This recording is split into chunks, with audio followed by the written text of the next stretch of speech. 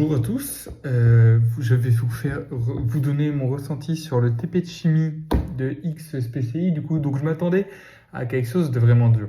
Les TP de chimie, c'est pas mon truc, surtout que je fais plein de petites gourdes, je suis assez tête en l'air, donc des fois je fais les choses un peu vite et je suis capable de niquer un TP en quelques secondes. Ça m'est déjà arrivé plusieurs fois en confondant l'acétate d'éthyle avec de l'acétone par exemple et que le produit disparaisse. Voilà, des trucs comme ça, c'est déjà arrivé. De mettre 2 grammes de pierre ponce à la place de 2 grains, ça arrive. Enfin, c'est des trucs comme ça qui peuvent arriver et qui peuvent ruiner un TP. Et ça m'arrive souvent, hein. Je pense que mon palmarès de TP raté est assez long. Mais bon, là, je m'étais bien préparé. Et donc, je suis arrivé et j'ai été plutôt content parce que c'était une synthèse d'organomagnésiens. Et ça, je maîtrise pas mal. En soi, enfin, c'est vraiment pas le TP le plus compliqué que j'ai fait de ma vie, là. Surtout que, en fait, c'était assez guidé. Tout le protocole était écrit, il n'y avait aucune question de type donner les conditions expérimentales, donner un protocole, etc. Tout était très guidé.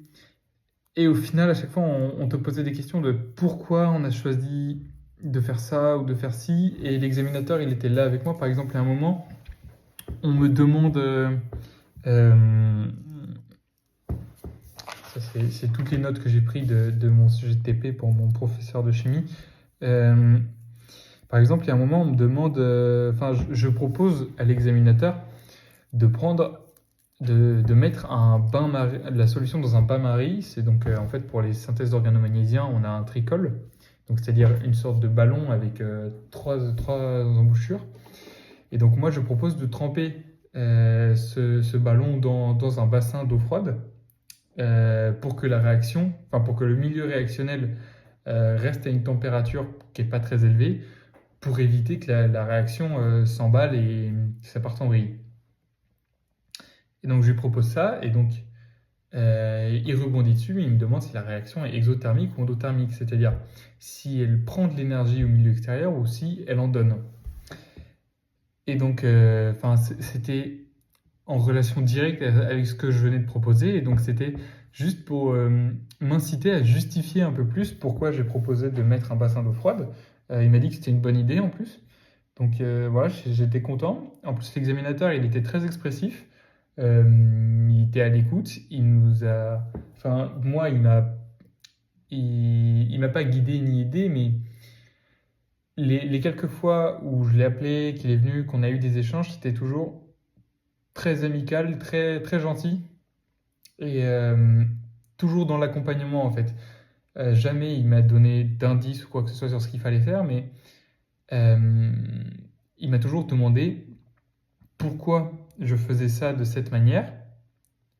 Et au final, ça, c'est quelque chose que j'aimais bien parce que c'est juste des justifications que je connais et qui sont.